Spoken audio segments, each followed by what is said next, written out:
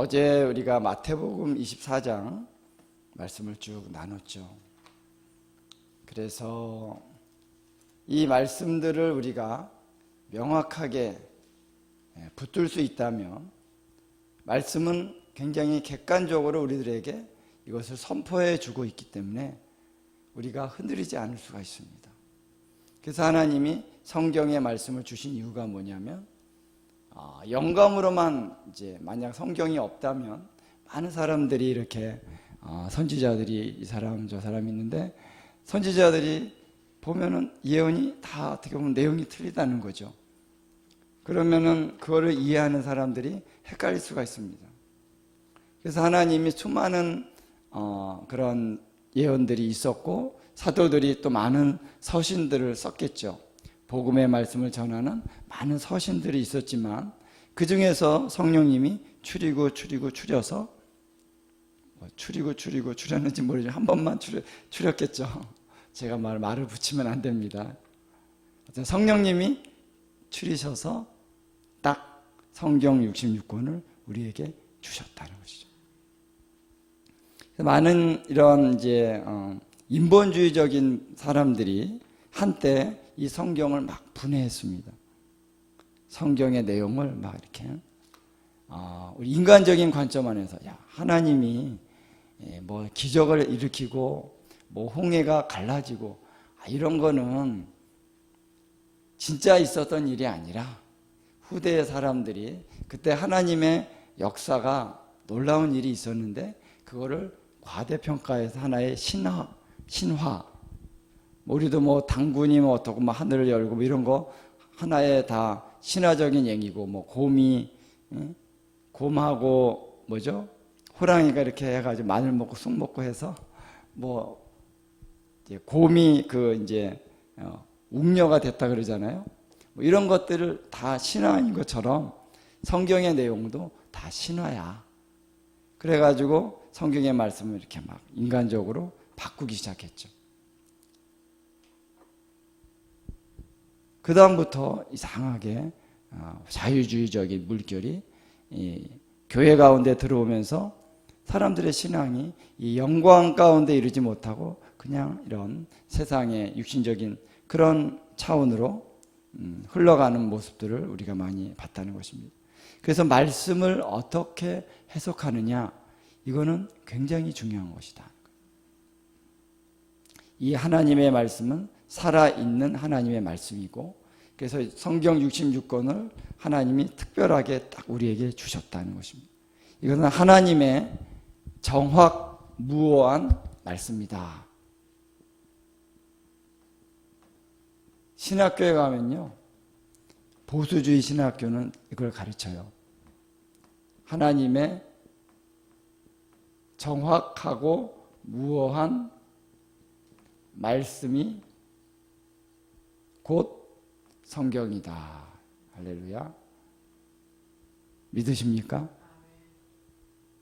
근데 이거를 너무 주장하다 보니까 지금 성령의 음성 듣고 음성 이런 거는 또 아니다. 뭐 이렇게까지 가는 분들이 있어서 너무 보수주의가 지나치다 보니까 성령 사역을 전부 다 또 이렇게 매도하고 그런 경향으로 가는 수가 있지만 하나님의 말씀 안에 성경 안에 성령이 있잖아요.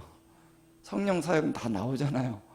이걸 믿는다면 왜 성령의 지금 은사들과 방언과 이런 것도 아니라고 얘기하는 사람도 참 이해가 안 되는 거예요.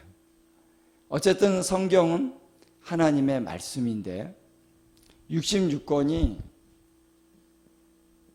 이거 뭐 다 사람들이 한 거다 이렇게 얘기하면은 사람들이 했죠.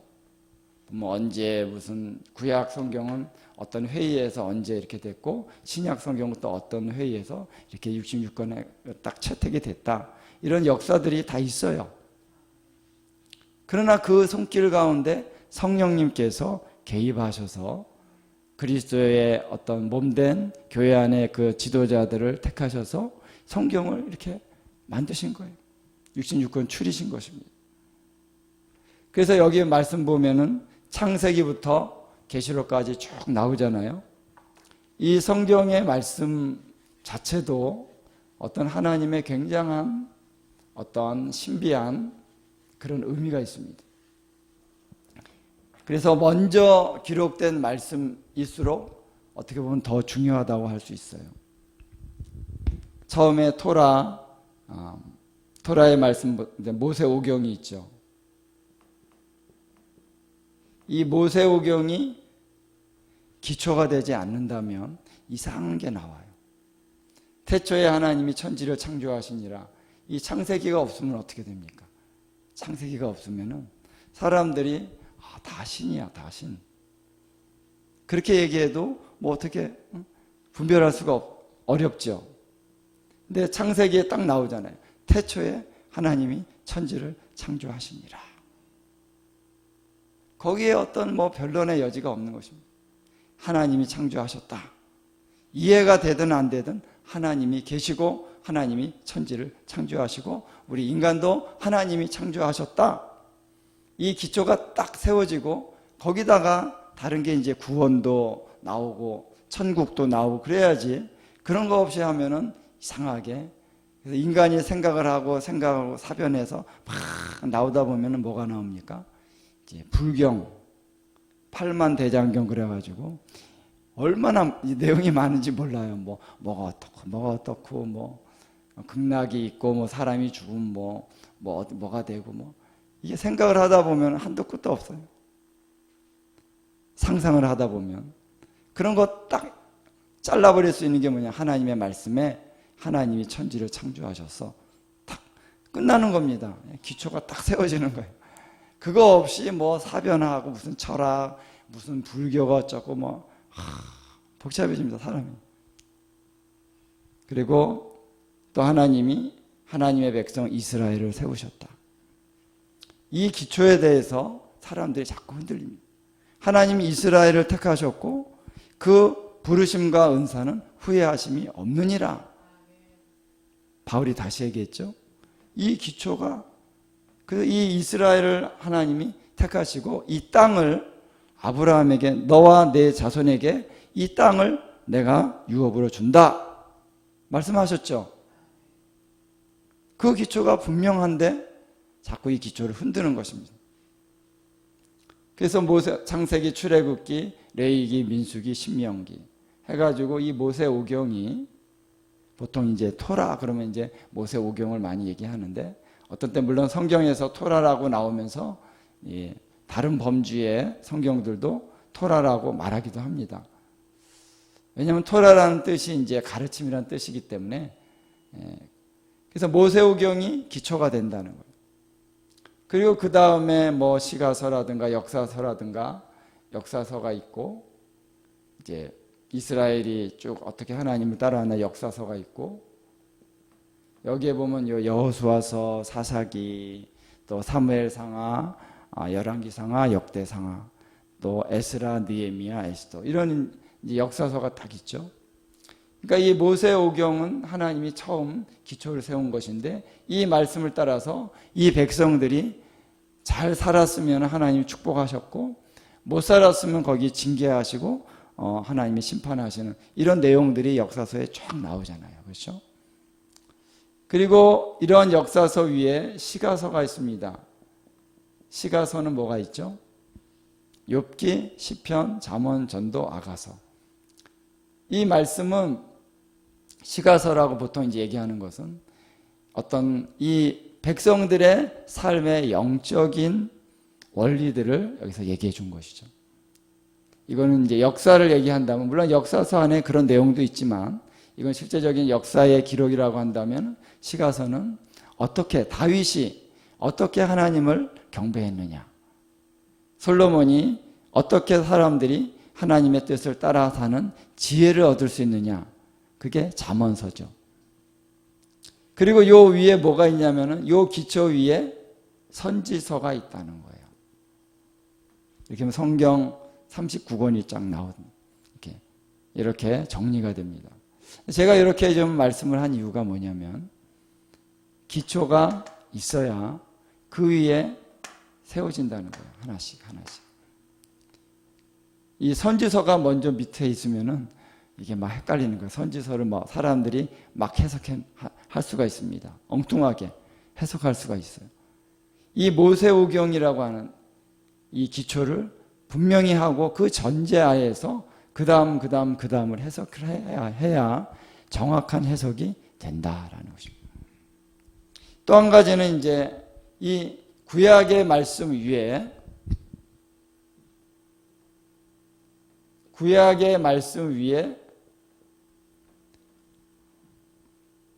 사복음서가 있는 거죠. 어떤 사람은 이렇게 얘기를 해요. 예수님이 대빵이잖아. 그렇죠? 예수님이 대빵이니까 모든 성경의 해석이 이 사복음서 중심으로 돼야 된다. 그래서 여기를 기초로 해가지고 거꾸로 구약을 해석해요. 이런 경향이 있습니다. 그래서 예수님도 이스라엘 사람이다. 그래가지고 예수님이 오신 것을 기초로 다 이게 거꾸로 해석을 해요. 그렇게 되면은 굉장히 예수님도 어떤 하나의 존재가 되는 거예요. 다른 존재가 있을 수 있다. 구원 얻을 만한 다른 존재가 또 있을 수 있다. 이상한 방식으로 해석이 될 수가 있습니다. 예수님의 유일성은, 예수님의 구원자로서의 유일성은 이 구약의 성경으로부터 기초로 어떤 증거를 받아야 되는 것입니다. 그렇죠? 창세기로부터, 창세기 그 하나님이 바로 아들 예수님을 보냈다. 이렇게 나와야지 아들이 먼저고 거꾸로 해석을 하면 안 된다는 것이죠. 그래서 이 복음서는 메시아 되신 그분이 구약의 약속대로 오셨다라는 거예요. 할렐루야. 구약의 예언의 말씀대로 오셨다. 그래서 그분이 사신 모든 것은 구약의 예언의 성취다. 이 기초가 딱 돼야 되는 것입니다. 그래서 예수님이 이제 복음서를 우리가 자세히 연구해 보면은 거기서 내가 이 예언을 이루어야 하리라. 이사야의 예언을, 시편의 예언을 내가 이루어야 하리라. 이런 말씀들을 하십니다. 그럼 예수님의 모든 삶은 예언이 그냥 어떻게 살다 보니까 우연하게 예언이 이루어졌다. 뭐 이런 케이스도 있겠지만은 보면은 이루어야 하리라 하는 그런 결단을 가지고 예수님께서 사셨다는 것을 볼 수가 있습니다. 그러니까 굉장히 의도적인 부분도 있다는 거예요. 그냥 그분이 말씀이시니까. 그렇죠? 그래서 이 구약의 말씀이 사복음서에서 어떻게 이루어졌는지에 대해서 딱 기록을 하고 있다는 거예요. 이 사복음서의 기초 위에서 그 다음에 사도행전이 있는 거죠. 사도행전은 예수님의 어떤 구속 사역 이후에 어떻게 교회가 세워졌는가 하는 역사서와 같은 의미가 있는 것이죠. 그 다음에 뭐 서신서고요. 그 다음에 계시록입니다. 그렇죠? 제가 이렇게 이제 쌓아 올린 이유가 성경의 순서이기도 하지만은 이 쌓아 올린 이유가 뭐냐면은 여기가 분명해야 여기가 바르게 해석이 된다는 거예요. 그래서 많은 이제 신학교도 가보면 신학자들이 많아요. 근데 구약을 하는 분들이 별로 없습니다. 구약을 하는 분들이 또 그 기초를 바르게 세우지 못합니다. 특별히 왜? 구약을 하는 분들이 이스라엘로 안 보거든요. 그거 자체가 신약을 중심으로 구약이 해석이 되는 거예요. 거꾸로 갔다는 거예요. 구약에서 이스라엘이 이스라엘이다라고 하는 전제를 딱 깔아줘야 그 다음에 이것들이 제대로 해석이 된다는 거죠. 여러분 성경을 자꾸 읽다 보면요, 이게 무슨 의미인지 여러분이 알 수가 있습니다. 성경을 해서 많이 읽는 게 사실 또 필요해요. 창세기부터 쭉 읽다 보면은 이 맥이 쫙 들어집니다. 중간에 뭐 여러 가지 사건들이 보면은 이 토라의 말씀과 다 연결이 돼요. 왜 역사서 중간에 보면 왜 사람들이 왜 이런 일이 일어나고 왜 이렇게 반응했는지 토라의 말씀이 있기 때문에 그런 거예요. 시편의 말씀 이런 것들도 이게 역사서나 이 토라의 말씀과 함께 이해를 하면 이게 이렇구나 이해가 된다는 것입니다. 전에 제가 이제 다윗의 장막에 대해서 여기 보면은 역대상하에 보면은 다윗의 장막이 나오죠. 그러면 다윗의 장막의 의미가 무엇이냐라는 것을 깊이 연구하려면 실제적으로 다윗의 장막을 우리가 다뤄야 되겠지만 그때 여러분들 알다시피 다윗의 장막에서 다윗이 예배하게 하고 거기서 계속 하나님을 찬양하게 했죠. 이것이 보면은 선지서에 보면 나온다는 거예요. 다윗의 장막이 어디 나오냐면 이사야서 16장 5절에 나옵니다. 그리고 또 하나 아모스 511 511이 아니라 911 있죠? 그래서 테러가 일어난 그날인데 다윗의 장막에 대한 구절의 말씀. 이게 선지서에서 나오는데 이 다윗의 장막이 역사서에서 있었다는 전제를 깔고 여기과 연결해 가지고 이 말씀을 우리가 살펴보면은 이게 깨달아진다는 거예요. 이게 무엇을 의미하는지. 그리고 이 다윗의 장막이 어느 날 갑자기 또 다윗의 장막이 의미를 갖는 것이 아니라 그것이 그 이전에 하나님이 성막을 세우고 또 성전을 세우고 하는 이 모든 성막과 하나님의 임재와 하나님의 구원의 역사와 이게 또 다 연결이 되는 것입니다. 그래서 이것이 이렇게 와서 사도행전에 나와서 15장 16절인가에 보면은 다윗의 장막에 대한 얘기가 나오거든요. 여기서 또 다윗의 장막이 딱 나온단 말이에요. 뭐 여기 말한 그 말씀을 이 아모스서를 인용하면서 하는데 이 의미가 뭔지를 정확히 하려면은 이 흐름 전체를 다 알 때에 왜 거기서 다윗의 장막을 얘기했고 다윗의 장막을 얘기했을 때 사람들이 다 이해하고 예스 우리가 이방인들이 믿음으로 말미암아 의롭다 하심을 얻는 것을 인정해 주자. 이렇게 왜 나올 수 있었는지에 대한 이해가 되는 것입니다. 그래서 이러한 기초들 위해 사도행전, 서신서, 마지막 계시록을 이해할 때 계시록만 딱 가지고 계시록만 가지고 연구를 열심히 하면 이상한 게 나오는 거예요. 이단이 나오는 것입니다. 그래서 산에 들어가서 제가 그런 걸 너무 비판적으로 얘기하는 건 아니고요. 산에 가서 기도하면서 계시록을 연구하는 거 좋은 거죠. 근데 계시록을 연구할 때 기도하면서 해야죠. 좋은데 계시록만 가지고 요걸 이렇게 딱 연구를 한다. 이게 무슨 의미일까?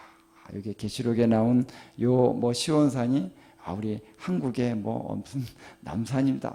그런 감동이 갑자기 왔단 말이에요.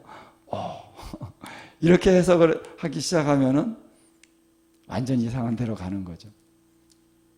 계시록의 시온산 앞에 어린 양이 쓰고 14만 4천이 섰다. 이 말씀을 해석을 하려면 어떻게 됩니까? 그 시온산이 어느 산이에요? 시온산이 어디 나옵니까? 나오잖아요. 구약에. 그 시온산이라고 하는 전제를 하고 그 다음에 계시록의 시온산을 해석을 해야 되는데 영감을 받아가지고 갑자기 딱 기도하는데 성령님이 주셨다고 생각하는데 시온산이 남산이다. 이런 식으로 성령이 감동을 줬다. 그래가지고 그때부터 막 계시록을 이상한 방향으로 풀다 보면은 이상해지는 것입니다. 그렇죠? 그래서 성경을 풀 때 특별히 요한계시록을 풀 때 이 성경의 모든 기초가 다 연결이 돼서 계시록에서 이거구나 이렇게 나와야 맞는다는 거죠.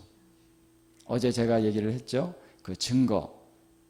그래서 계시록의 어떤 계시가 확실하게 드러나려면 구약의 증거, 사복음서의 증거, 사도행전, 서신서의 증거, 이 증거들이 다 진실된 증거가 나와서 착착착 맞아야만 이게 이거구나 이렇게 우리가 확증을 할 수가 있게 된다라는 것입니다. 그래서 성경을 우리가 쭉 해석함에 있어서 이게 뭐 너무 해석 그러면은 이거는 신학자들이 하는 거지 이렇게 생각하기 쉬운데, 누구나 다 성경을 해석해야 되는 거죠. 내가 성경을 읽으려면 모든 사람이 성경을 해석을 해야지, 어떤 부분에 해석 안 하고 보면은 이해가 안 되는 의미들이 많잖아요. 그래서 해석을 제대로 해야 되는데, 해석을 하는 중요한 원리가 뭐냐면요, 기초가 먼저 세워져야 된다라는 것입니다. 물론 이제 이렇게 기초를 세우고 가다가 여기가 어느 부분이 딱 해석이 되면 다시 다른 부분들도 영향을 받습니다. 여기 있는 말씀이 여기도 있네, 여기도 있네. 지금 여기 있는 말씀의 의미가 이거구나 깨달으면은 그래서 이 구약에서 이렇게 말씀하셨구나 하면서 여기가 또 해석이 되는 것입니다. 그렇죠? 여기가 또 구체적으로 해석이 되고 여기가 또 해석이 되고 이렇게 왔다 갔다 하면서 점점 더 이 구체화 되어져 가기 시작한다라는 것입니다. 그래서 제가 오늘 요한계시록을 한번 볼 건데요. 요한계시록을 우리가 해석을 할 때 반드시 더욱더 이 요한계시록은 다른 성경의 그런 말씀들과 연결이 돼서 해석을 해야 된다. 요한계시록이니까 나도 계시를 받는 차원에서만 해석을 하겠다 하게 되면은 객관성이 결여될 수가 있다는 것입니다. 그럼 영감 받는 사람마다 다 해석이 다르면 어떻게 됩니까? 그렇죠? 영감을 받더라도 그 영감이 어떤 원칙 가운데 다른 성경의 증거에 어떤 뒷받침을 받아야 그 영감도 받아들여질 수 있다라는 거죠. 제가 이런 얘기하면 아마 신학자들도 오케이 다 동의할 겁니다. 아까 얘기했죠? 정황보완 성경의 말씀이다. 근데 실제로 해석에 들어가 보면은 또 그렇게 해석을 안 해요. 뭐 그럴 수밖에 없는 우리의 연약한 부분들이 있을 수 있겠죠. 그리고 지금까지 오랜 세월 동안 신학계에서 해석을 이렇게 하고 하면서 권위자들이 생깁니다. 또 신학자들 중에서도 권위자들이 생기고 칼빈이라든가 또 여러 그런 위대한 하나님의 그런 사람들이었겠죠. 그런 사람들이 해석한 거를 계속 받아들이고 하면서 쌓여온 그런 그동안의 어떤 그런 과정이 있었기 때문에 그게 참 쉽지 않더라고요. 내가 볼 때는 분명히 이건데 얘기해도 그 사람들이 생각하고 있는 이 틀이 있기 때문에 이 틀이 깨지기가 쉽지 않고요. 또 저도 마찬가지로 그런 틀이 있죠. 저도 있습니다. 그렇기 때문에 저도 어떤 것들을 보면서 내가 100% 안다 그러면은 교만한 거죠. 겸손해야 됩니다. 그래서 저도 이제 성경을 가르치기가 참 두려웠습니다. 왜냐하면은 내가 어떻게 이 말씀, 특히 계시록 같은 말씀을 어떻게 가르치지? 그래서 저는 이제 계시록에 관심이 많고 하나님 깨닫게 해달라고 오랫동안 이제 기도는 해왔지만 이거를 가르치려니까 두렵더라고요. 내가 모르는 걸 어떻게 가르쳐? 특히 계시록 같은 건. 칼빈도 주석을 다 했는데 마지막 요한계시록은 주석을 안 했어요. 왜? 난 모른다. 모르는 걸 어떻게 주석하냐 그래가지고 솔직한 사람이죠. 그런 면에선. 그런데 주님이 이제 이것들을 보여주기 시작하시면서 먼저 원리를 가르쳐 주셨습니다. 요한계시록이 해석이 되려면 이 전에 있는 모든 성경이 다 어느 정도 흐름을 가지고 해석이 돼야 된다. 이 해석의 뒷받침 위에 요한계시록이 세워져야만 된다. 그래서 저에게 주시는 어떤 그런 마음이 뭐냐면은, 우리가 요한계시록을 해석함에 있어서 기초도 뭐 이렇게 여러 가지가 있겠지만 기초는 구약이다라는 거예요.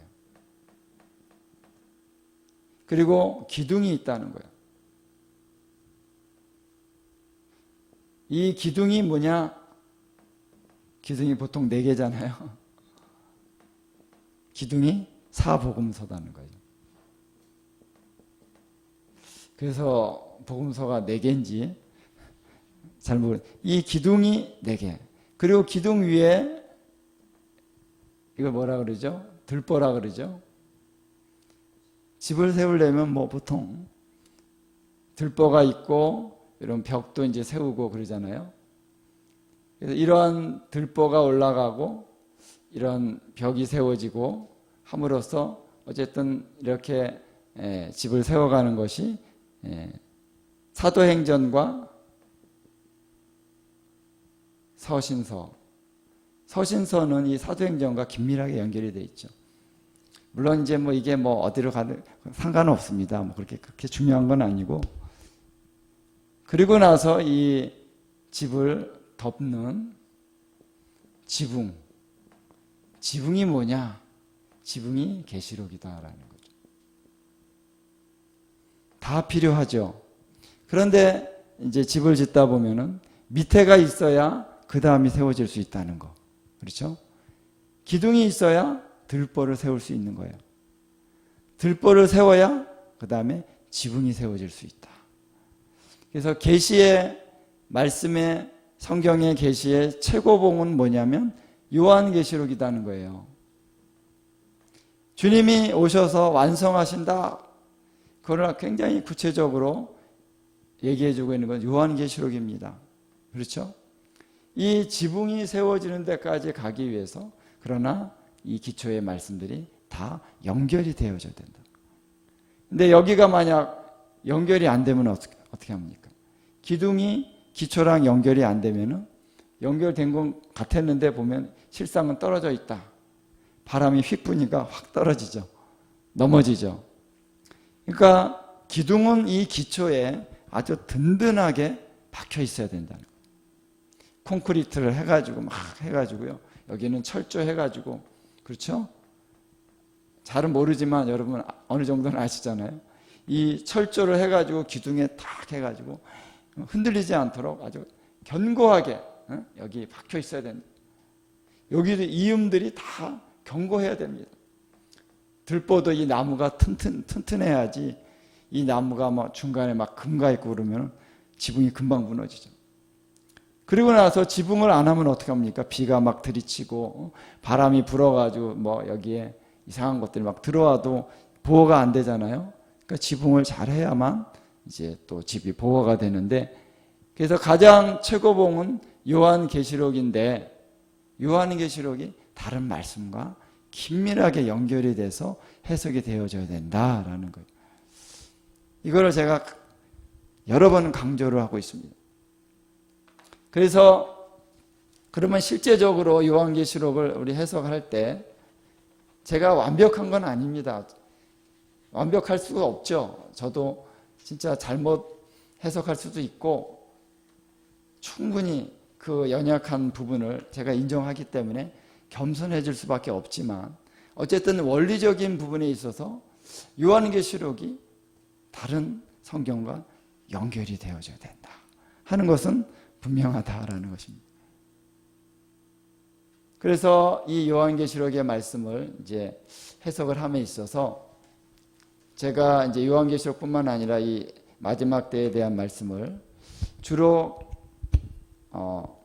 우리 어제 했던 이제 공간복음이라고 할 수 있죠. 공간복음이라는 것은 마태, 마가, 누가 같은 관점에서 쓰여진 마태, 마가, 누가라고 누가복음을 얘기하는 거죠. 이 복음 특별히 이제 마태복음 24에서 25장, 누가복음 21장 이 말씀들 중심으로 또 이제 다른 공간복음의 말씀이 있고, 그 다음에 요한계시록의 말씀이 또 엔타임에 대한 말씀이 주로 많이 있고, 또 이 요한계시록이 함께 해석되기 위해서는요 다니엘서가 해석이 돼야 됩니다. 그리고 엔타임에 대해서 굉장히 짧지만 깊이 있게 이제 계시를 보여주고 있는 성경이 요엘서입니다. 나중에 이제 요엘서를 하게 되면은 왜 요엘서가 중요한지 알 수가 있습니다. 그 다음에 스가랴서. 스가랴서도 이제 앞부분보다는 뒷부분입니다.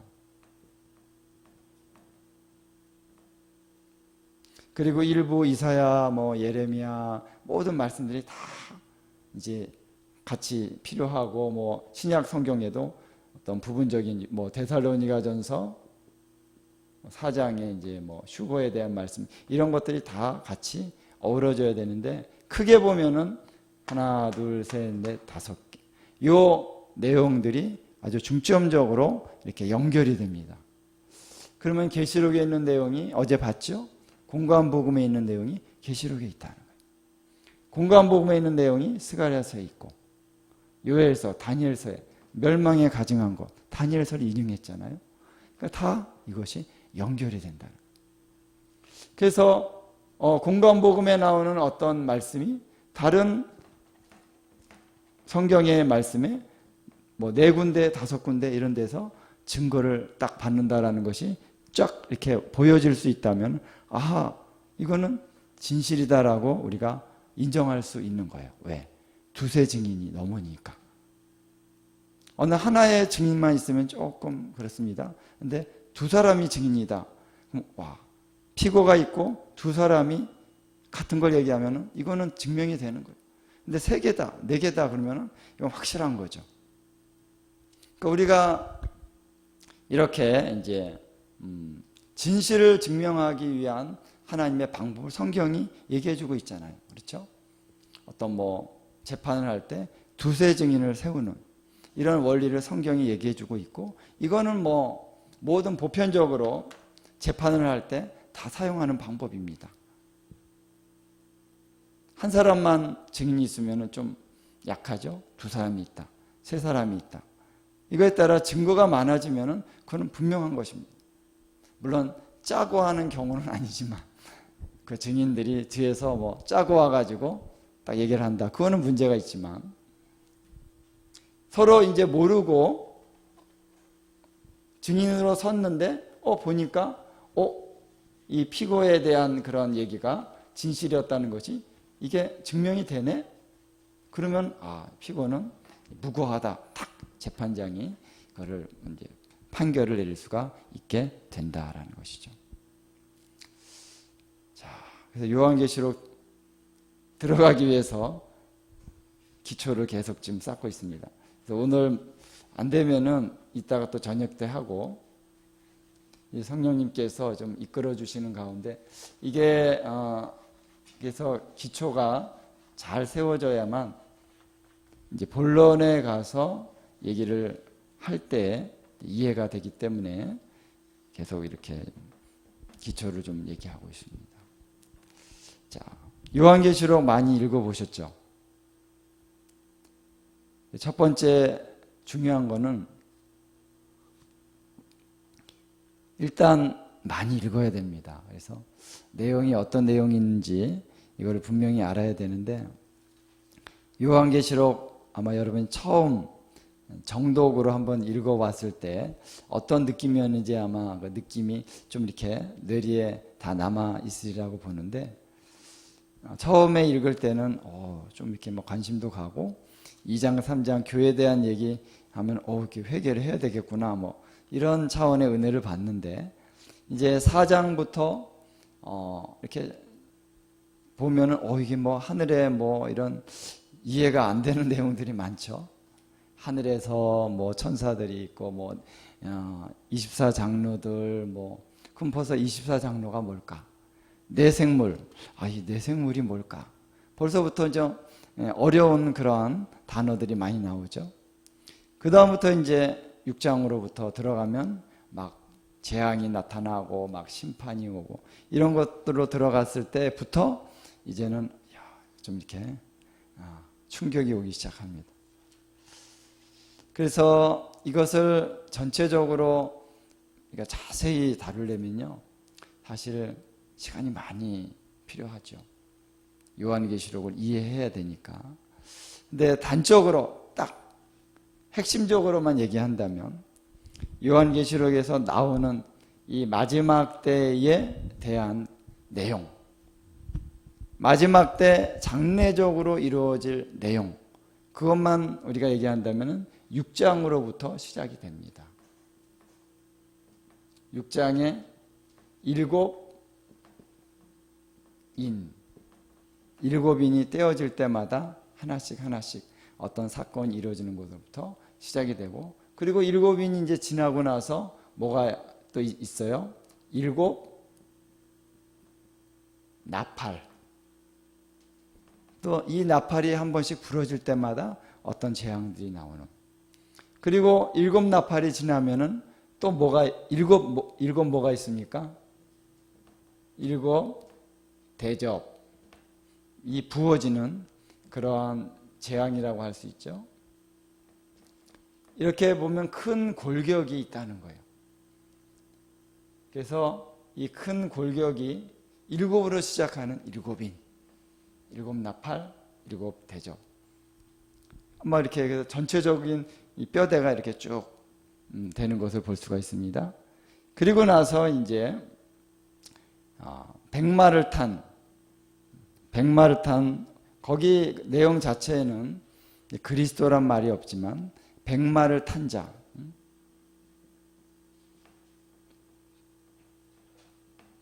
백마 탄 자가 나타나서 입에서 이한 검이 나와서 이 원수들을 완전히 깨트리는 그 장면이 나오죠.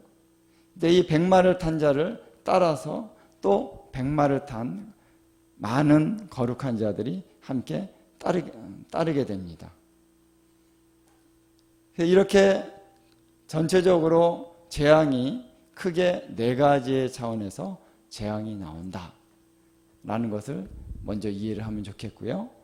그래서 7인은 6장에 나오고 7 나팔은 8, 9장에 나옵니다. 7 대점의 재앙은 16장에 나옵니다. 그리고 백마 탄 자 나와서 그들을 이제 심판하는 그건 19장에 나옵니다. 그리고 요 사이사이에 어떤 다른 내용들이 이렇게 추가가 되면서 이 모든 상황에 대한 이해를 주기 위해서 또 어떤 요 사이에 일어난 어떤 사건들도 있고, 그래서 이 전체적으로는 이 흐름 가운데 진행이 되면서 요 사이사이에 어떤 사건이나 어떤 이해를 위한 그러한 설명이나 이런 것들이 쭉 나온다라는 것입니다. 그리고 19장 이후에는 이제 천년왕국, 천년왕국으로 해서 새하늘과 새 땅으로 나아가는 그런 이 재림한 이후의 일들이 쭉 나오고 있죠. 그리고 새 예루살렘, 새하늘과 새 땅, 새 예루살렘 얘기, 이런 것들이 쭉 이제 진행이 되면서 계시록이 맞춰지면서 아멘 주 예수여 오시옵소서 그렇게 끝나죠. 이렇게 전체적인 계시록에서 이 뼈대를 얘기한다면은 이렇게 얘기할 수가 있습니다. 그래서 좀 우리가 체크를 해가면서 6장의 7인이 뭐냐 이것들 한번 우리가 체크를 해봐야 됩니다. 읽으면서. 그래서 이거 사실은 여러분들이 이걸 쭉 공부를 해오고 어느 정도 숙지를 하고 있어야 이 내용이 이해가 됩니다. 그래서 7인은 한번 좀 얘기를 해보면은 첫째 인이 떼어졌을 때는 무슨 말이죠? 흰말과 그 탄 자. 두 번째는 붉은 말. 세 번째 뭐죠? 검은 말. 네 번째 청황색 말. 청황색은 뭡니까? 푸를 청자, 누르황자 합치면 무슨 색이 나오죠? 녹색이 나오죠. 이 원어를 보면은 녹색이라고 돼 있어요. 근데 왜 청황색이라 그랬을까? 그냥 녹색이라 그러지. 어쨌든 청황색. 이 말이 첫 번째, 두 번째, 세 번째, 네 번째 나온다. 그러면 이 말이 풀어질 때마다 나오는 내용들이 다 있습니다. 그리고 다섯 번째, 인이 떼어지면은 순교자들이 우리를 그 원수를 갚아달라고 그러죠. 근데 아직 더 순교당할 자들이 더 채워져야 된다 하는 그런 말씀을 듣는 그런 순교자의 호소가 있고, 여섯 번째, 어제 같이 나눴죠. 여섯 번째 인이 떼어졌을 때 어떤 일이 있습니까? 하늘이 흔들리고 해와 달에 빛이 있고 별이 막 무화과나무에, 대풍에 무화과나무가 떨어지듯이 그렇게 별들이 떨어지고, 그 사람들이 막 우리를 어린 양의 진노에서 보좌에 앉으신 이로부터 우리를 가리라, 뭐 그런 이제 내용이 있었던, 그것이 여섯 번째 인이다라는 거예요. 그리고 일곱 번째 인은 좀 이쯤에 와가지고 일곱 번째 인이 떼어지면서 바로 이제 일곱 나팔로 들어가는 것을 볼 수가 있습니다. 그래서 일곱 나팔을 보면은 또 뭐가 탁탁탁탁 있습니다. 그거 지금 다 얘기해도 좀 헷갈려서 한번 읽어보시면서 이제 분별하시길 바라고요. 일곱 나팔이 끝나면은 일곱 대접의 심판이 바로 나오는 건 아니지만 이렇게 나옵니다. 특별히 이제 나팔 중에 일곱 번째 나팔, 영어로 TH, 일곱 번째 나팔. 일곱 번째 나팔은 특별한 의미가 있다라고 보는 것이죠. 그래서 이때에 휴거 사건이 일어나고, 특별한 이제 부활의 휴거 사건이 일어난다는 것은 부활이 일어난다는 거죠. 부활의 몸을, 우리가 성도들이 부활의 몸을 입는 사건이잖아요. 이 사건이 일어나는 그 시점이 바로 일곱째 나팔이다 라고 보는 것입니다. 왜냐하면 계시록에는 그게 명확하게 나오진 않았어요. 근데 왜 일곱째 나팔이냐 하는 이유를 같이 우리가 좀 나눌 것이고, 일곱째 나팔이 이제 띄어지면서 그 다음에 이제 일곱 대접의 재앙이 부어지고, 그리고 나서 백마탄자 이제 자가 나타나서 이제 이 지상에서 전쟁을 하면서 그 원수의 세력들을 섬멸하는 그러한 장면이 쭉 나오게 되는 것이죠. 그림이 이렇게 좀 그려지십니까? 네. 일단 계시록 전체적으로 좀 잘 이제 이해가 안 되더라도 이렇게 일곱 시리즈가 세 번 나온다. 이해되시죠? 그 다음에 이제 백마탄자가 최종적으로 이 땅에 와서 이제 원수들을 이렇게 섬멸하시는 그것으로 이제 어느 정도의 그림 안에서 이제 마무리가 된다는 거예요. 큰 틀이 이제 네 가지가 있다는 것입니다. 그래서 전체적인 그림을 한번 이해를 하는 것이 필요하다라는 거예요. 그 다음에 이제 이러한 전체적인 틀 안에서 우리가 요한계시록을 봄에 있어서 좀 중요한 부분, 중요한 좀 내용이 있습니다. 뭐냐면은 요한계시록을 상징으로 보는 사람들이 있다는 거예요. 다 상징이다 이렇게. 특별히 이제 여기 심판 뭐 일곱인이 떼지고 그러면은 막 엄청난 사건들이 나오잖아요. 6장을 한번 좀 보시면은 아까 6장 여섯 번째 인이 떼질 때 6장 12절 한번 보면은 큰 지진이 나며 해가 검은털로 짠 상복같이 검어지며 달은 온통 피같이 되며 하늘의 별들이 무화과나무가 대풍에 흔들려 설익은 열매가 떨어진 것 같이 땅에 떨어지며 뭐 이런 말씀들을 어떻게 해석을 하냐면 상징으로 해석한다는 것이에요. 어떻게 얘기하겠습니까? 아니 별이 어떻게 떨어져? 별이 떨어진다는 게 말이 돼? 그러면서 이제 하늘이 어떻게 뭐 두루마리가 어딨어? 두루마리가 이건 다 상징이고 뭐 이렇게 얘기하는 거죠. 여러 가지 어떻게 이제 얘기하는지 다 몰라요. 여러 사람이 여러 가지 얘기를 하니까. 근데 우리가 믿는 것은, 우리가 같이 계속 나누는 것은 상징이 아니다라는 것이죠. 그러면 이 요한계시록에 있어서 상징이 없느냐? 상징이 없지 않다는 거예요. 첫 번째는 이 어떠한 상징적인 얘기를 하고 나서 그것을 해석해 주는 경우가 있습니다. 자체 내에서 요한계시록 1장을 한번 보면은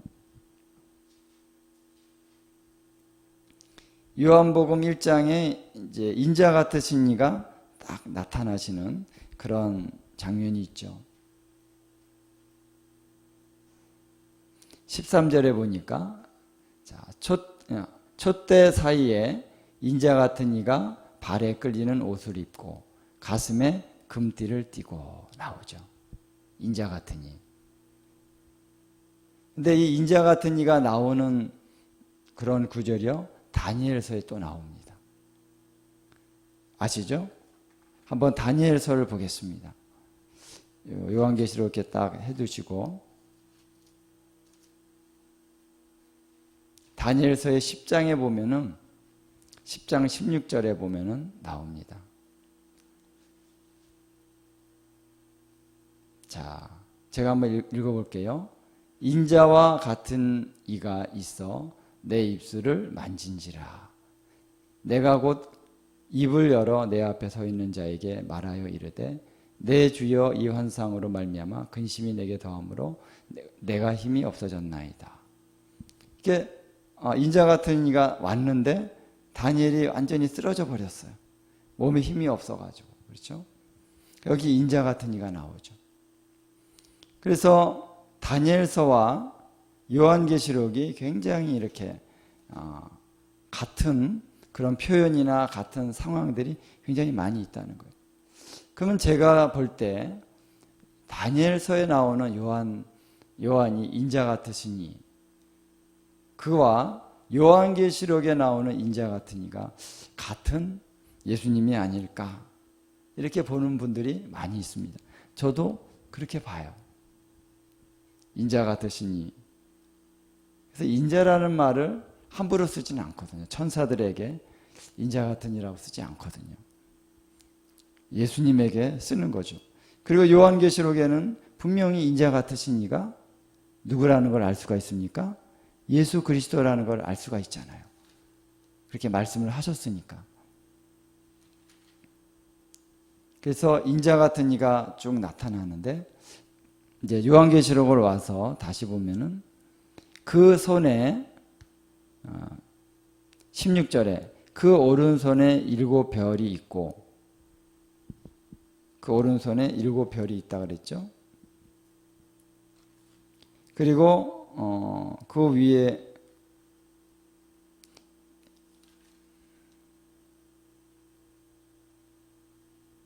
그리고 금촛대 7 금촛대 사이에 거니신다 하는 말씀이 있죠. 그 말씀이 어디 있나?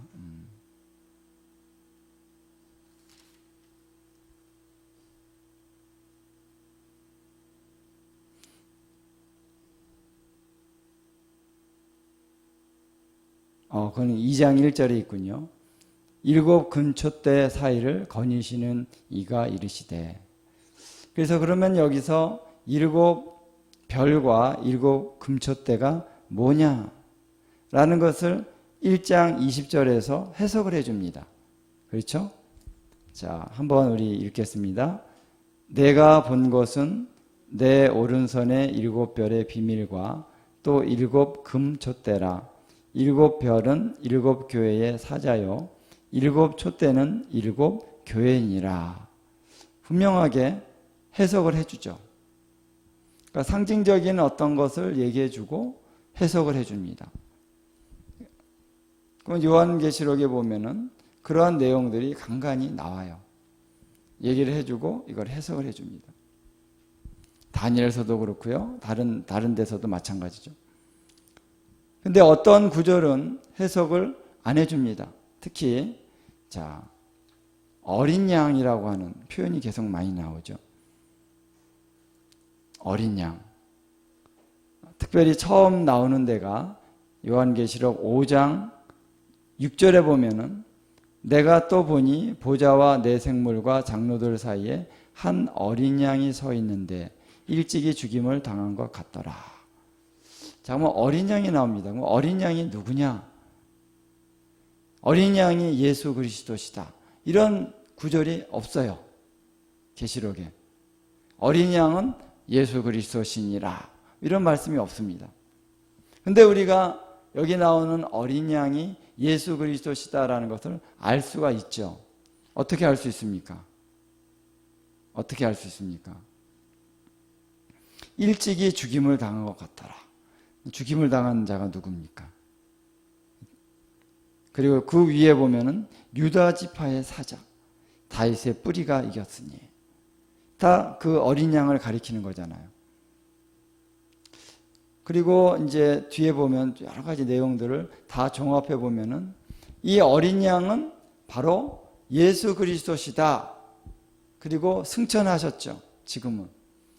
그래서 하나님 보좌 우편에 앉으셨다고 에베소서에 나오잖아요. 그러니까 지금 바로 예수 그리스도를 얘기하는 것이다라는 것을 알 수가 있는데, 그래서 이제 어린 양이라고 하는 것을 해석을 할 때 이 계시록 자체 내에서 어떠한 내용들이 쫙 나오잖아요. 이분이 바로 어린 양이구나. 근데 이 내용이 어디에 있냐면은 바로 여기 있다는 거예요. 사복음서, 사도행전, 서신서에서 이분이 예수 그리스도다라고 하는 증거가 다른 데 있다는 거예요. 그렇죠? 그리고 더 나아가서 구약에서 죽임당한 어린 양, 죽임당한 어린 양에 대한 계시가 구약에 쫙 깔렸죠. 제사를 드릴 때마다 죽임당한 어린 양, 유월절의 어린 양, 그가 다 누굽니까? 그가 다 십자가에 죽으신 예수 그리스도잖아요. 이분이 또 어린 양인데 이분이 계시록에서 또 어린 양으로 나오는데, 계시록에서는 이 어린 양이 바로 통치하신다라는 거예요. 할렐루야. 이 어린 양이 유다 지파의 사자다. 그리고 다윗의 뿌리다라는 거예요. 우리가 여기서 이제 계시록 안에서 이스라엘을 얘기하면서 이스라엘 중심성을 계시록에서 발견할 수 있다. 그런 얘기를 많이 하죠.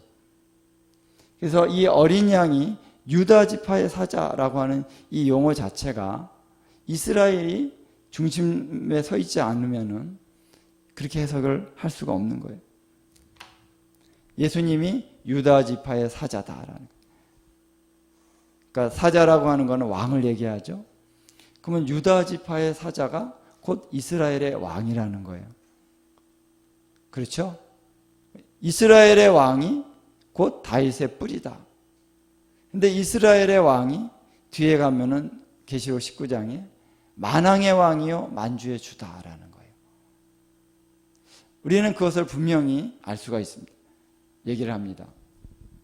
근데 이스라엘의 중심성을 인정하지 않는 분들은 우리의 왕이 만왕의 왕이요 만주의 주라는 건 인정하지만 이스라엘의 왕이다라는 것은 인정은 안 하려고 합니다. 과거에는 그랬지 이렇게 얘기하는데 지금도 예수 그리스도는 이스라엘의 왕이시다라는 것입니다. 그래서 이 계시록을 우리가 이해함에 있어서 중요한 것은 이 계시록을 이해함에 있어서 상징, 모든 것이 다 상징이 아니다라는 것을 우리가 이해할 필요가 있습니다. 또 이제 요한계시록 7장에 보면은 14만 4천이 나오죠. 그래서 이 구조를 가지고 얼마나 많은 이단들이 이 구조를 가지고 자기네들이 14만 4천이다 라고 얘기하는 이단들이 많죠. 근데 성경에 뭐라고 얘기합니까? 여기는 유다 지파에 12,000명, 루벤 지파 12,000명 해서 이게 딱 그 지파가 다 나옵니다. 이들 중에 12,000명, 12,000명이 쫙 12지파니까 합쳐서 14만 4천이다 라고 분명히 나옵니다. 계시록을 잘 보면요, 분명히 거기 이스라엘이 있어요. 이스라엘에 대해서 얘기를 합니다. 그러면은 이것을 어떤 상징으로 해석하면은 우리가 뭐 14만 4천이다. 근데 벌써 14만 4천 명 다 찼잖아요. 14만 4천 명이 넘어가니까 이제 이들 중에서 또다시 14만 4천이 뭐 있다 뭐 이런 식으로 해가지고 자꾸 번복을 합니다. 교리가 자꾸 바뀌어요. 바뀐다는 거는 신빙성이 없다는 거죠. 그래서 요한계시록을 우리가 해석함에 있어서 이것을 상징으로 1차적으로는 실질적으로 일어나는 말씀으로 봐야 되고, 어떤 해석상의 어려움이 있는 부분이 있다면 그 상징성도 생각을 해봐야 되고, 또 어떤 거는 계시록 안에서 그 상징성을 이제 띄고 있는 그런 표현들은 그것이 무엇인지를 계시록 자체 안에서 증거를 받거나 아니면 다른 성경을 통해서 이렇게 연결을 해서 그 의미를 우리가 파악해야 된다라는 것입니다. 그렇게 이제 다른 성경과 연결해서 보다 보면요, 계시록에 나오는 많은 사건들이 이미 다른 성경에서 나오고, 특별히 구약의 선지서에 보면은 그 내용들이 많이 나온다는 것입니다. 연결이 되어 있다는 거예요. 그 연결성을 우리가 자세히 하나하나 짚어보고 가게 된다면, 이게 보다 분명하게 모든 것이 선명하게 나타나게 될 수 있다라는 것입니다. 우리 한 가지만 좀 우리 더 얘기를 하고 오늘 좀 마치도록 하겠는데요.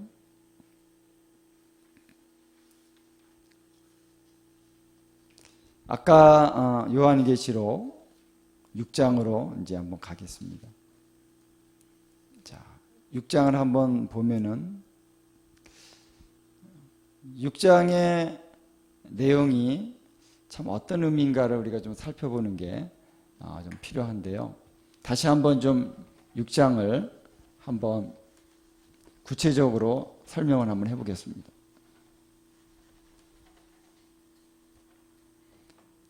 자, 첫 번째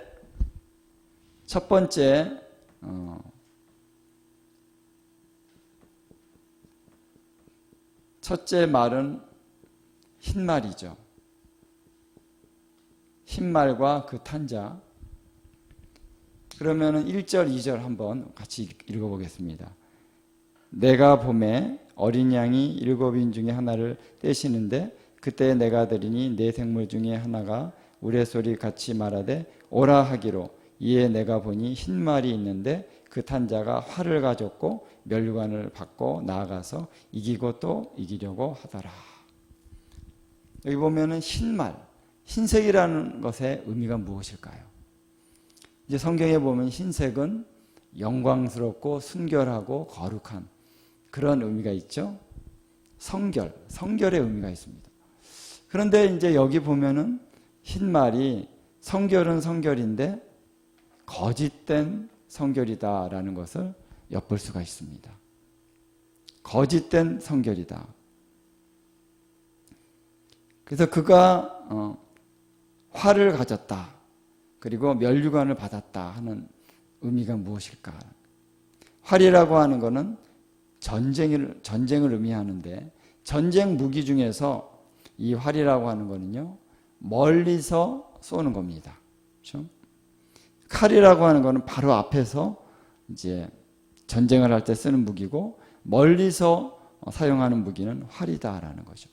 그러니까 처음에는 전쟁을 하기는 하는데 어떤 전쟁을 하냐면 멀리서 쏘는, 활을 쏜 그런 전쟁을 한다는 거예요. 그러니까 좀 가려져 있고 모를 수도 있다는 거예요. 면류관을 받고 뭔가 권세를 받는다라는 거예요. 권세와 능력과 어떤 면류관을 받고 나서 그리고 이기려고 하고 또 이기려고 한다. 어떤 걸 정복하려고 한다는 거예요. 계속. 그래서 이 첫 번째 인의 이 사건의 의미가 무엇일까 했을 때 이것을 저는 바로 적그리스도가 나타나는 것을 얘기한다라고 봅니다.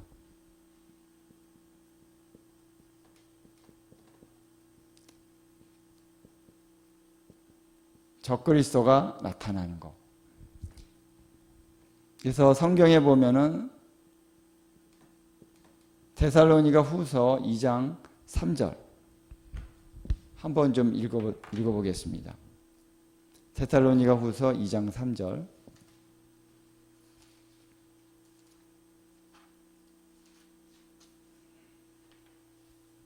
자, 함께 우리 봉독합니다. 누가 어떻게 하여도 너희가 미혹되지 말라. 먼저 배교하는 일이 있고 저 불법의 사람 곧 멸망의 아들이 나타나기 전에는 그날이 이르지 아니하리니. 자, 그날은 바로 그리스도께서 강림하시는 날. 그리스도께서 강림하시기 전에 두 가지의 일이 일어나야 된다라고 얘기하고 있죠. 첫 번째는 배교하는 일. 두 번째는 저 불법의 사람 곧 멸망의 아들이 나타나는 것. 이 두 가지 사건이 일어나야 그 다음 단계가 그리스도께서 강림하시는 것이다 라고 했을 때 여기 저 불법의 사람 곧 그가 적그리스도죠. 하나님을 대적하고 그리스도를 대적하는 자. 그래서 이 적그리스도가 나타나는 그 사건은 예수님이 오시기 전에 중요한 표적이 되는 사건이다 라는 것이죠. 그 전에 또 어떤 사건이 있습니까? 배교하는 일. 이거에 대해서 우리가 좀 자세히 나눌 수도 있어요. 근데 지금은 이제 전체적인 그런 흐름을 보는 거기 때문에 자세한 얘기를 하는 것보다는 이제 하나의 전체적인 흐름을 이해하기 위해서만 잠깐 언급하고 넘어가도록 하겠습니다. 그래서 흰말이 나타난다라고 하는 것은 적그리스도가 나타난다는 거예요. 근데 적그리스도가 처음에 나타날 때 어떻게 나타나냐 하면은 거짓된 평화로 나타난다는 거예요. 거짓된 순결로 나타난다. 그러니까 와, 대단한 사람인 것처럼 보이고 선한 사람인 것처럼 보이고 우리에게 큰 유익을 끼칠 수 있는 그런 지도자처럼 보이는데 내면으로는 정복하고 죽이고 이러한 목적을 가지고 정권을 잡고 나오는 인물이다라는 거예요. 불법의 사람이라는 거예요. 불법. 그래서 이 적그리스도가 이제 나타나는 그 사건이 첫 번째 말의 사건이다. 자, 어제 우리 예수님이 마태복음 24장에서 우리가 진통의 시작이다 그런 말을 했죠. 재난의 시작이다. 뭐 이렇게 한국 성경에는 이제 재난이라고 나왔습니다만 이 진통의 시작을 얘기하면서 처음에 예수님이 하신 말씀이 뭐냐면 너희가 미혹받지 않도록 주의하라. 왜 미혹을 주의하라 그랬죠? 속이기 때문에 그런 거예요. 이미 여러분들이 뭐 많은 것들을 경험하고 있기 때문에 어떻게 이 정치 지도자들이 백성들을 속이고 미혹하고 또 여러 가지 이제 뭐 종교적으로도 그럴듯한 말을 하는데 배후의 의도는 완전히 죽이려고 하는 그런 의도가 있는 거 너무나 잘 아시죠. 그렇기 때문에 거기 성경에 보면은 사람의 미혹을 주의하라 그랬습니다. 마귀의 미혹이 아니라 사람의 미혹입니다. 그렇죠? 그러니까 첫 번째 이 말의, 흰 말의 의미는 뭐냐면 미혹한다는 거예요. 미혹. 그래서 적그리스도가 처음에 이 미혹이라고 하는, 이 거짓과 술수라고 하는 기초 위에서 나타나게 된다는 것이죠. 그것이 첫 번째 말입니다. 자, 그리고 나서 우리 두 번째 말, 한번 3절을 한번 3절 4절 한번 읽어보겠습니다. 둘째 인을 떼실 때에 내가 들으니 둘째 생물이 말하되 오라 하니 이에 다른 붉은 말이 나오더라. 그 탄자가 허락을 받아 땅에서 화평을 제하여 버리며 서로 죽이게 하고 또 큰 칼을 받았더라. 붉은 말. 붉은색이 무엇을 의미합니까? 붉은색. 붉은색은 죽이는 거죠. 피를 흘리는 것입니다. 그래서 붉은색이 의미하는 것과 같이 여기 보니까 그 탄자가 허락을 받아서 땅에서 화평을 제하여 버리고 서로 죽이게 하고, 그래서 엄청난 살육이 일어난다는 거예요. 테러, 전쟁, 또 살육, 이러한 일들로 인해서 이 죽이는데 그가 큰 칼을 받았다. 칼 하면 여러분 생각나는 어떤 장면들 없습니까? 옛날에 IS가 중동 지역에서 엄청난 살육을 했죠. 테러를 자행하고. 그때 많은 크리스찬들이 죽임을 당했는데, 특별히 그 지역에, 이라크 북부에 있는 그 지역에 이제 옛날에 그 아수르의 수도 니느웨가 있고 하는 그 지역이거든요. 그래서 거기에 많은 크리스찬들이 있는데 그 크리스찬들을 아시리안 크리스찬들이라고 합니다. 아시리안, 아수르. 그러니까 우리가 뭐 잘 모르지만 거기가 다 이제 뭐 이슬람 국가라고 생각하고 있지만 거기에 기독교인들이 많이 있었던 거예요. 근데 그들이 IS가 나타나서 막 너희 알라를 믿을 거야? 안 믿으면 그 자리에서 다 죽이는데 어떻게 죽였습니까? 우리가 영상으로 쭉 보여줬죠. 칼. 짧은 칼 있잖아요. 단칼. 단칼을 가지고 목을 딱 쳐서 죽이는 장면을 찍어서 전 세계에 보냈죠. 엄청난 테러, 공포, 이런 것들을 이제 자행하는. 근데 거기에 뭐를 썼냐면은 칼을 썼단 말이에요. 그러니까 여기 말하는 칼이 바로 그러한 짧은 칼이라고 하는 의미의 칼입니다. 뒤에 보면은 네 번째 인을 뗄 때 보면은 검이 나옵니다. 검과 흉년과 사망과 땅의 짐승들로서 죽이더라 이렇게 나올 때, 여기 있는 검은 긴 칼을 얘기하는 거예요. 전쟁할 때 여러분 뭐 말 타고 막 가서 막 전쟁하는데 짧은 칼하고 막 휘둘리지 않잖아요. 긴 칼로 휘둘러야죠. 그런 칼은 이제 또 이 용어가 달라요. 근데 앞에는 그 짧은 칼을 의미하는데 바로 IS가 사람들을 죽일 때 그 칼로 죽였어요. 칼로 죽였다는 거예요. 그래서 이런 의미에서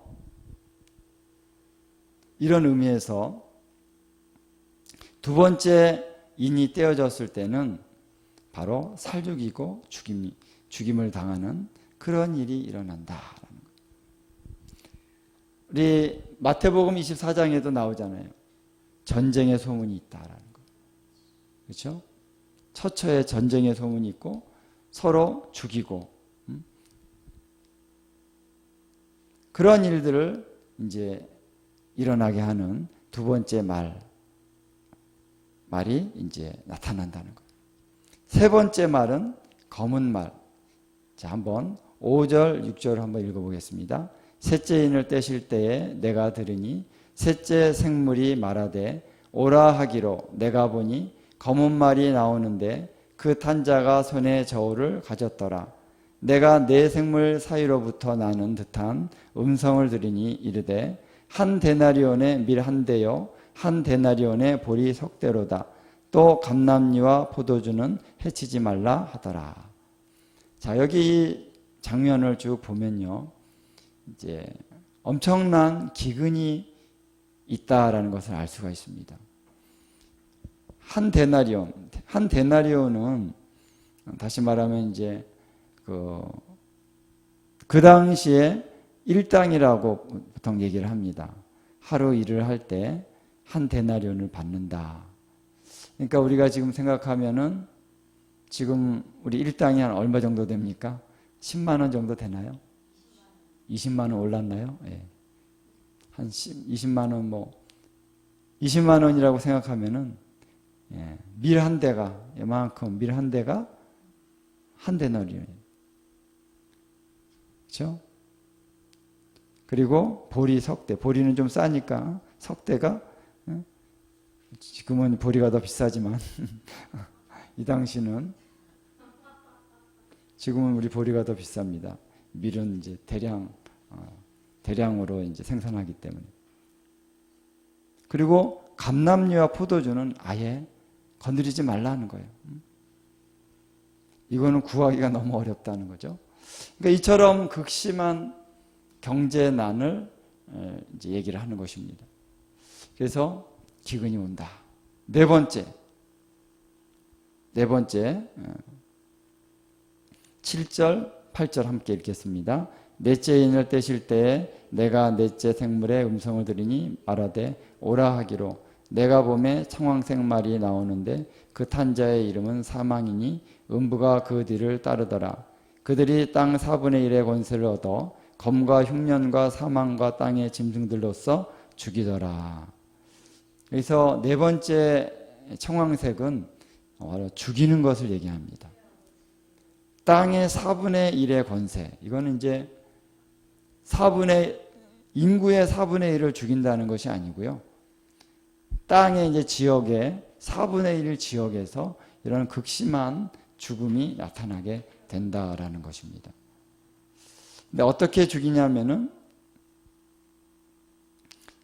아까 얘기했죠. 전쟁하면서 큰 칼로 죽이고, 흉년이 나서 죽고, 또 사망이라고 하는 것은 이제 이게 아마 전염병과 같은 그런 의미가 있다고 볼 수 있어요. 사망이라는 것. 그리고 땅의 짐승들. 지금도 아프리카 같은 데는요, 짐승들이 많이, 야생 동물들이 나온다 그래요. 우리나라도 요즘 산에서 이렇게 곰이 내려오고 막 그래가지고 피해를 주는데, 이제 이때가 되면은 기근이 일어나고 막 전쟁이 일어나서 사람들 죽고 그러면은 소위 말해서 말이 아닌 거죠.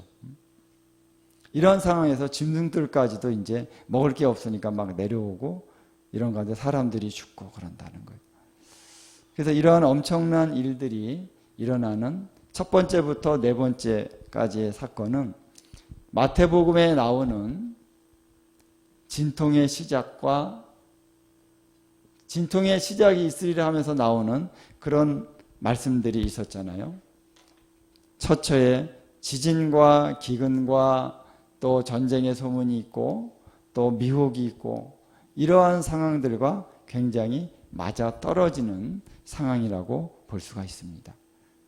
그래서 이 계시록에서 시작되어지는 이 일곱 인이 이제 첫 번째부터 네 번째 인의 사건이 쭉 전개되는 것을 보면은 이게 마태복음에 나오는 그런 진통이 시작되는 시점에서 일어나는 그 많은 사건들하고 일맥상통한다라는 것입니다.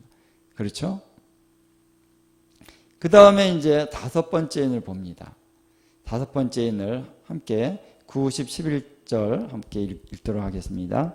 다섯째 인을 떼실 때에 내가 보니 하나님의 말씀과 그들의 가진 증거로 말미암아 죽임을 당한 영혼들이 제단 아래에 있어 큰 소리로 불러 이르되 거룩하고 참되신 대주제여 땅에 거하는 자들을 심판하여 우리 피를 갚아주지 아니하시기를 어느 때까지 하시려 하나이까 하니 각각 그들에게 흰 두루마기를 주시며 이르시되 아직 잠시 동안 쉬되 그들의 동무 종들과 형제들고 자기처럼 죽임을 당하여 그 수가 차기까지 하라 하시더라. 아멘. 자, 여기에 이 상황을 우리가 좀 세밀하게 보면요, 하나님의 말씀과 그들의 가진 증거로 말미암아 죽임을 당한 영혼들, 이들은 바로 순교자들이라고 할 수 있는 거죠. 순교자들. 하나님의 말씀 때문에, 증거 때문에 죽임을 당했다라는 거예요. 그 영혼들이 이제 제단 앞에서 호소하는 거죠. 제단 아래에 있어. 제단 아래에서 하나님 앞에 호소하는 것입니다. 거룩하시고 참되신 대주제여, 땅에 거하는 자들을 심판하여 우리 피를 갚아주지 아니하시기를 어느 때까지 하시려 하나이까. 저는 이제 이 구절을 보면서 하나님께서 생각하게 하시는 것은, 우리가 용서해야 되고, 사람들을 용서해야 되고, 용납해야 되고, 사랑해야 되고, 이런 이제 강조를 크리스찬들이 많이 하고 있지만, 어떤 의미에서 용서하고 우리가 죄인들도 사랑할 수 있기 위해서는 이 심판이라고 하는 것을 이해를 해야 되는 것입니다. 그래서 우리 안에 의로운 심판이 있는 거죠. 그리스도를 위해서 당한 그 심판은 반드시 하나님이 신원해 주셔야 된다라는 거예요. 그렇기 때문에 기독교라고 하는 것이 심판을 얘기하는 것입니다. 먼저 복음이 심판이 있다가 먼저 나오는 것이죠. 심판 이런 거 다 얘기 안 하고 예수 믿고 당신의 죄를 용서받고 천국 가자, 이것만 딱 얘기하면은 그래, 하나님이 참 좋으신 분이네, 내 죄도 용서해주고 나를 위해서 십자가에 죽으셨구나, 야, 참 대단한 분이구나, 나 믿어야 되겠네. 그리고 하나님 이 세상에서도 축복을 주시옵소서. 너무 좋은 종교야. 이 세상에서도 축복을 주고 죽어서도 천국에 가니까 얼마나 좋아요. 그런데 심판 얘기가 나오면 나는 뭐 다 구원 받았어, 이제 심판하고는 상관없어. 그렇게 얄팍하게 생각할 수 있는 게 아니라는 것입니다. 심판이라고 하는 것은 예수님이 오시는 궁극적인 이유가 뭐냐면요, 심판을 하기 위해서 오시는 거예요. 하나님 앞에서 이 심판이라는 것은 간단한 문제가 아니라는 것입니다. 우리도 어떤 부분에 있어서는 내가 의롭게 행했는데 의롭게 행한 것에 대해서 부당한 대우를 받았습니다. 그러면 우리가 그것이 우리 마음에 있을 때 용서하라 그래서 용서하라 그러니까 용서하는 게 그렇게 간단히 되지가 않습니다. 그거는 뭐 할 수 있느냐 없느냐의 문제가 아니라 내가 저 사람을 용서할 수 있는 합당한 이유를 발견해야만 용서가 되는 거예요. 그럼 정확하게 어떠한 상처를 내가 받았는지, 그 죄가 무엇인지, 그거에 대해서 주님이 그것을 변상해 주시던가, 아니면 그 사람이 와서 나에게 미안하다고 한다든가, 어떠한 의롭고 합당한 이유가 있어야 거기서 용서가 되는 것입니다. 용서가 그렇게 쉽게 되는 게 아니죠. 제가 뭐 용서하지 말라는 얘기가 아니라 용서가 중요한데, 그 하나님의 공의, 하나님의 공의로 인한 심판이 얼마나 무서운 것인가.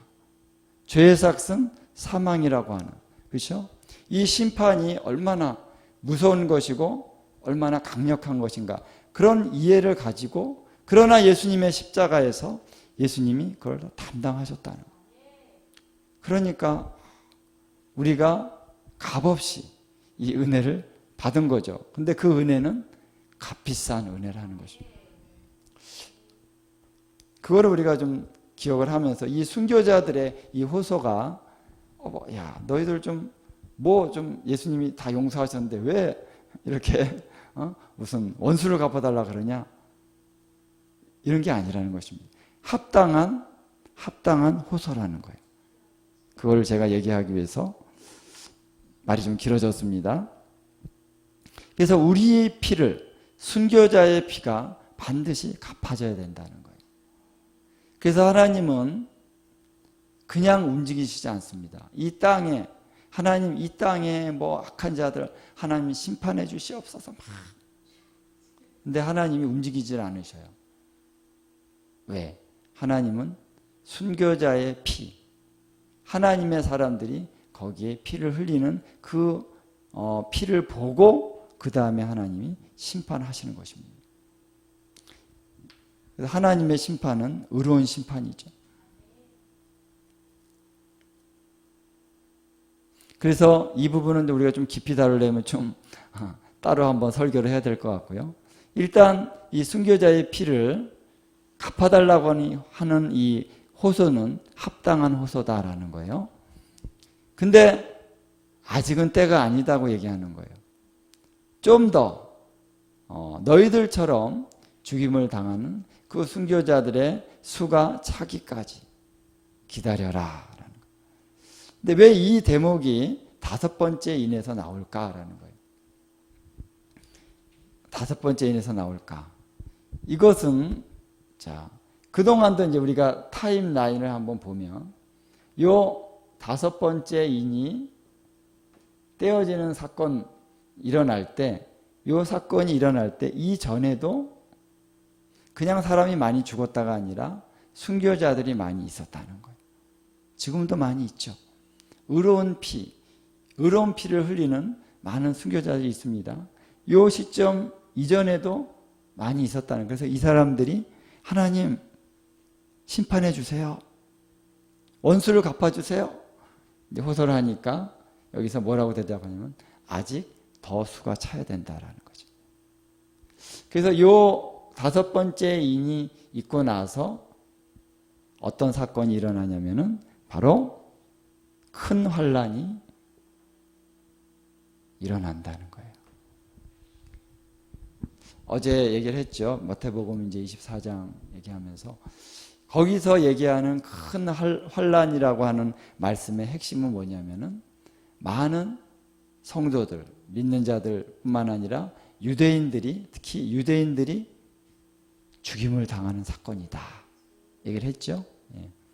그리고 멸망에 가증한 것이 그 거룩한 곳에 서는 것과 누가복음 21장에 나오는 예루살렘이 포위를 당하고 예루살렘이 유린되어지는, 살육당하는 그 사건이 이제 같은 사건임을 제가 어제 증명했잖아요. 그래서 이 큰 환란이라고 하는 것은 뭐냐면은 그 환란이라는 여러 가지 환란은 뭐 여러 가지 의미가 있을 수 있는데 이 큰 환란의 중요한 어떤 핵심 포인트는 뭐냐면 많이 죽는다는 것입니다. 거룩한 성도들이 많이 죽는다는 거예요. 살육당한다는 거죠. 그렇죠?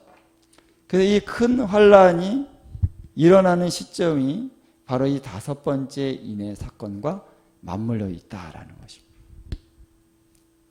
그래서 뭐 다른 거는 뭐 이렇게 무슨 재앙이 있고 뭐 이런 건데 5번째 인은 뭐 이게 무슨 재앙인가 뭐 이게 의미가 좀 모호하잖아요.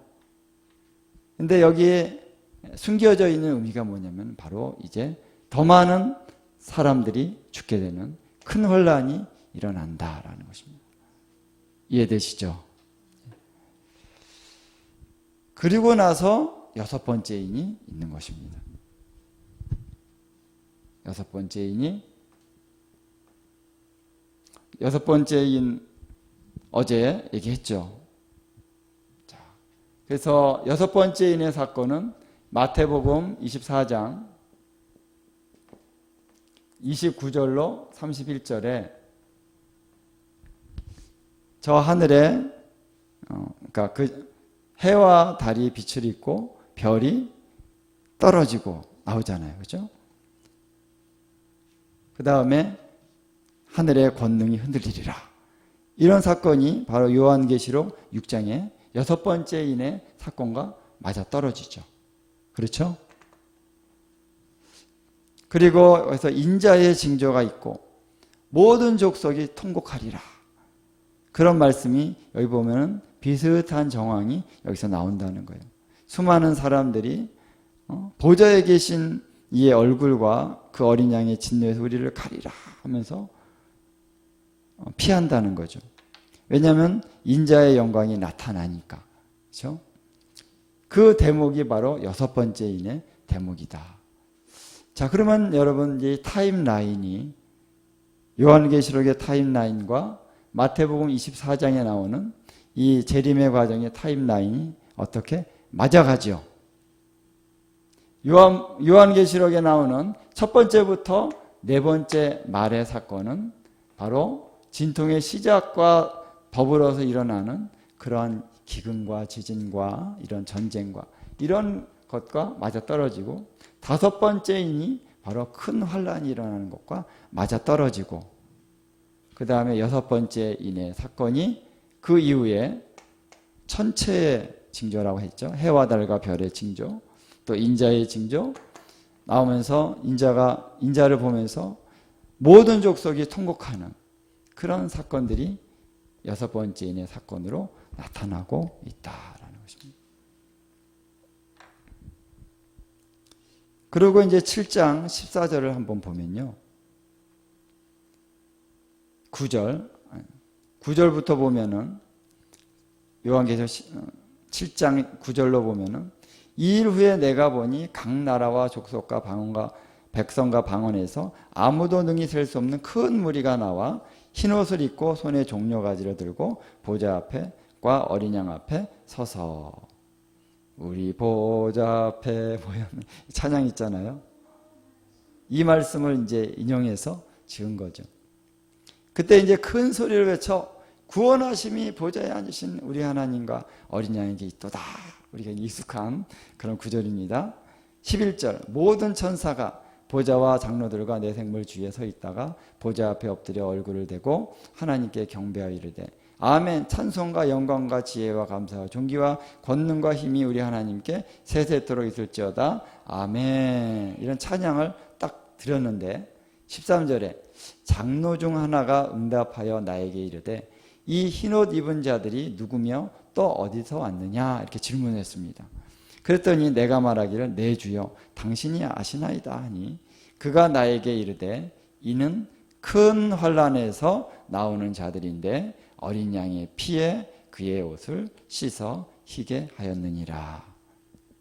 자, 큰 환란에서 나오는 자들이라는 거예요. 이 수많은 영혼들이, 자 보세요. 수많은 영혼들이 나라와 족속과 백성과 방언에서 나오는 능히 셀 수 없는 큰 무리가 흰옷을 입고 나온다. 할렐루야. 근데 그들이 어디서 나왔다는 거예요? 큰 환란에서 나왔다. 우리 이 큰 환란에서 나왔다는 말씀을 지금 우리가 사는 세상 다 환란이니까 이걸 큰 환란으로 표현했겠다. 이렇게 얘기할 수 있을 수도 있겠지만 이 큰 환란이라는 단어가 나오는 것이 그냥 우연이 아니라는 것입니다. 타임라인 가운데, 자, 여기 지금 계시록 6장은 여섯 번째 인은 계시록 6장에 나오죠. 7장은 그 이후의 사건이에요. 그들이 더 보좌 앞에 가서 하나님을 찬양하는 건 그 이후인데, 그 이후에 이들이 바로 큰 환란에서 나왔다라는 거예요. 이 타임라인이 맞아지죠. 계시록이 그냥 아무렇게나 쓴 게 아니라 이 타임라인 안에서 다섯 번째 인이 떼어지고 난 다음에 큰 환란이 있고, 그들 가운데 이제 여섯 번째 인이 띄어지면서 어제 얘기했잖아요. 그들이 구원을 받았다는 거예요. 수많은 영혼들이 대추수가 되고 큰 부흥이 일어나서 수많은 영혼들이 구원받았다는 거예요. 할렐루야. 그래서 7장에 가서 큰 환란에서 나오는 수많은 무리들이 있다라는 거예요. 계시록에서 분명히 얘기하는 거죠. 할렐루야. 그래서 오늘 계시록에 이제 7인에 대해서 좀 터치를 했습니다. 계시록을 우리가 깊이 하려면 진짜 시간이 많이 걸려요. 근데 여러분이 정말 계시록을 많이 읽기를 바랍니다. 많이 읽는 가운데 여러분들에게도 하나님이 깨달음을 주실 뿐만 아니라 우리가 이제 티칭을 하는데 그냥 이렇게 잘 이해가 안 되는 상황 가운데 계시록 계속 얘기를 해도 이게 잘 몰라요. 많이 읽은 사람은 얘기하면 이거구나 착착착 오는데, 그래서 많이 읽는 게 너무 중요합니다. 그래서 여러분 함께 좀 읽어주시고 이따가 또 우리 함께 좀 기도하고 이따 또 저녁 시간에 만나도록 하겠습니다. 잠깐 우리 기도하죠.